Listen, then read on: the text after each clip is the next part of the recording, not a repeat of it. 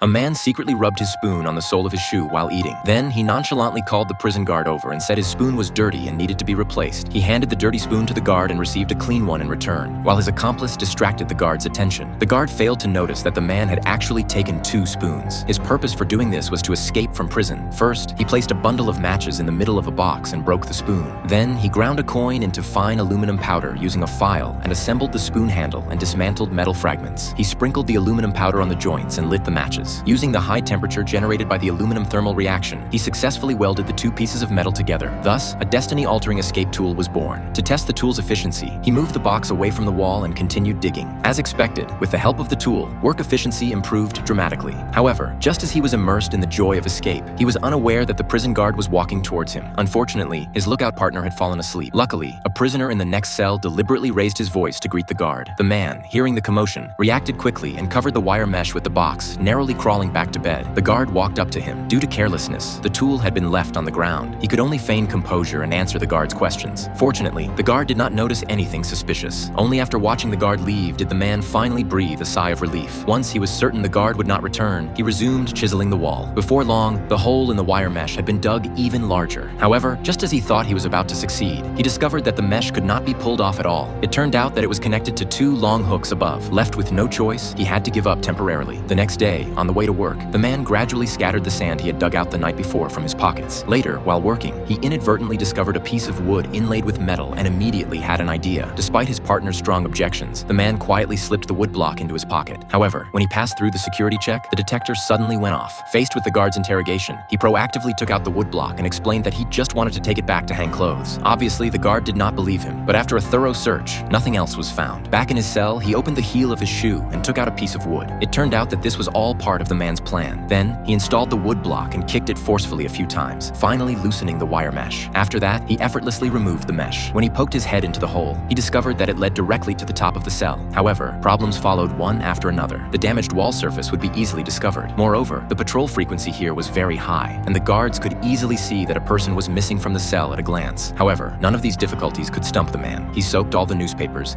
then mixed the wall putty with water to quickly make a box the size of the hole. Next, he asked his neighbor for some paints and brushes, and after some work, a realistic ventilation duct was completed. Immediately after, he took out the pre-molded head, painted it with flesh-colored paint, and finally attached the collected hair. Just like that, a lifelike human head was finished. With everything ready, the man couldn't wait to crawl into the passage and cover the hole with the fake vent. Just as he was carefully climbing up the duct, a patrolling guard happened to walk towards his room. The guard looked carefully and found that the man had not turned over in his sleep, instantly arousing suspicion. So, the guard reached out and touched it.